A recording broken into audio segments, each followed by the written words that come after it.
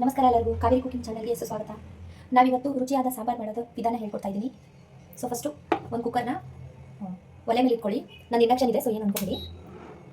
So ಇವಾಗ ಕುಕ್ಕರ್ನ start ಮಾಡ್ಕೊಂಡು ಒಂದು ಚಿಕ್ಕ ಕಪ್ಪಲ್ಲಿ ಹೆಸರು ಬೇಳೆನ ಇದಕ್ಕೆ ಹಾಕಿ, ಓಕೆನಾ. ಹಾಗೆ ಆಮೇಲೆ ಸ್ವಲ್ಪ ಹಸಿಮೆಣಸಿನ್ಕಾಯಿ, ನೀವು ನೋಡ್ಬೋದು ನಾನು ಹಸಿಮೆಣಸಿನ್ಕಾಯಿ ಮತ್ತು ಟೊಮೊಟೊನ ಕಟ್ ಮಾಡಿಟ್ಕೊಂಡಿದ್ದೀನಿ. ಸೊ ಇದನ್ನು ಇವಾಗ ಹಾಕ್ತೀನಿ. ಸೊ ಹಸಿಮೆಣಸಿನ್ಕಾಯಿ, ಟೊಮೊಟೊ, ಆಮೇಲೆ ಸ್ವಲ್ಪ ನೀರು, ಅಳತೆ ತಕ್ಕಷ್ಟು ನೀರು ಹಾಕಿ ನನಗೆ ಎಷ್ಟು ಬೇಕೋ ಅಷ್ಟು ನಾನು ಹಾಕ್ತೀನಿ. ಸೊ ಆಮೇಲೆ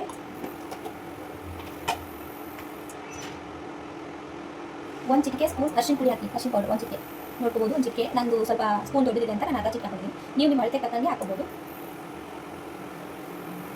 ಆಮೇಲೆ ಸ್ವಲ್ಪ ಎಣ್ಣೆ ಹಾಕಿ, ಅಂದರೆ ಬೇಗ ಕುದಿಯುತ್ತೆ, ಸ್ವಲ್ಪ ಎಣ್ಣೆ ಹಾಕಿದ್ರೆ. ಸೊ ಇವಾಗ ಲಿಡ್ನ ಕ್ಲೋಸ್ ಮಾಡಿದ್ರೆ, ನಾನು ಇಂಡಕ್ಷನ್ ಇರೋದ್ರಿಂದ ನಾನು ಸೆಟ್ ಮಾಡ್ತೀನಿ, ಇದು ಒಲೆ ಇರೋದ್ರಿಂದ ಏನು ಪ್ರಾಬ್ಲಮ್ ಆಗಲ್ಲ. ಇವಾಗ ಲಿಡ್ನ ಕ್ಲೋಸ್ ಮಾಡಿಬಿಟ್ಟು ಒಂದು 5 ನಿಮಿಷ ಕುಕ್ಕರ್ನ ಒಂದು 4 ವಿಸಿಲ್ ಹೊಡ್ಸ್ಕೊಂಡ್ರೆ ಬೇಳೆ ಎಲ್ಲ ಚೆನ್ನಾಗಿ ಬೇಯಿರುತ್ತೆ. ನೋಡಿ ಇವಾಗ ಬೇಳೆ ಕುದ್ದಿರುತ್ತೆ, ನಾನು ಕುಕ್ಕರ್ನ ತೆಗಿತೀನಿ.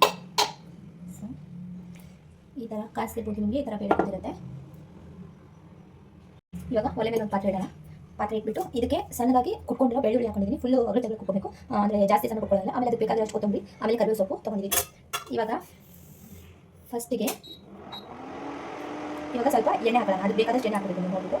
ಅಂದರೆ ನಾನು ಬ್ಯಾಚ್ ನಮ್ಮ ಆ ಥರ ಮಟೀರಿಯಲ್ಸ್ ಅದು ತಕ್ಕದಾಗಿ ಅದೇನಿಲ್ಲ, ನಾನು ನನ್ನ ಅಳತೆ ತಗೊಂಡು ಮಾಡ್ಕೊತೀನಿ. ಸೊ ನೀವು ಅದೇ ಥರ ಮಾಡ್ಕೊಬೇಕು. ಆಮೇಲೆ ಸ್ವಲ್ಪ ಎಣ್ಣೆ ಬಿಸಿಯಾಗಿ ಬಿಡಬೇಕು. ಎಣ್ಣೆ ಬಿಸಿ ಆದ ತಕ್ಷಣ 1 ಟೇಬಲ್ ಸ್ಪೂನ್ ಸಾಸಿವೆ, ಅಂದರೆ 1 ಟೇಬಲ್ ಸ್ಪೂನ್ ಜೀರಿಗೆ, ಅದಾದಮೇಲೆ ಸ್ವಲ್ಪ ಕರಿಬೇವು ಸೊಪ್ಪು, ಅದಾದಮೇಲೆ ಕುಟ್ಟಿಟ್ಕೊಂಡಿರೋಂಥ ಬೆಳ್ಳುಳ್ಳಿ.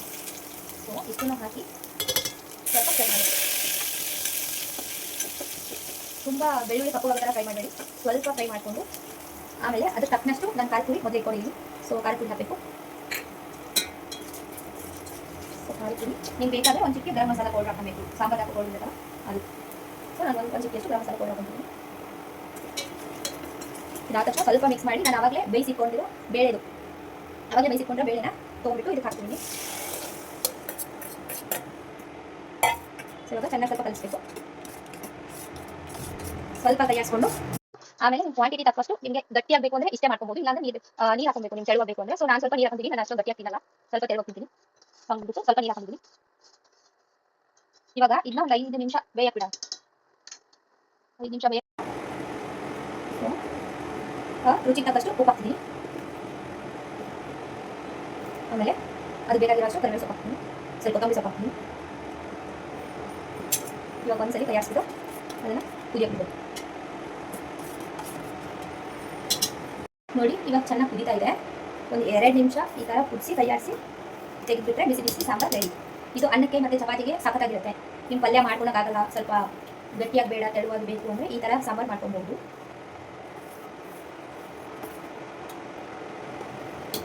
ಇವಾಗ ನನ್ನ ಸಾಂಬಾರು ರೆಡಿಯಾಗಿದೆ. ನೋಡಿ ಗೈಸ್, ಬಿಸಿ ಬಿಸಿಯಾದ ಬೇಳೆ ಸಾಂಬಾರು ರೆಡಿಯಾಗಿದೆ. ಚಪಾತಿಗೆ, ಅನ್ನಕ್ಕೆ, ಕಟ್ಟೆ ಚೆನ್ನಾಗಿರುತ್ತೆ. ಹೆಚ್ಚಿನ ರೆಸಿಪಿಗಳಿಗಾಗಿ ಕಾವೇರಿ ಕುಕಿಂಗ್ ಚಾನಲ್ ಅನ್ನು ಸಬ್ಸ್ಕ್ರೈಬ್ ಮಾಡ್ಕೊಳ್ಳಿ, ಫಾಲೋ ಮಾಡಿ, ಲೈಕ್ ಮಾಡಿ, ಶೇರ್ ಮಾಡಿ, ಕಮೆಂಟ್ ಮಾಡಿ. Thank you for watching.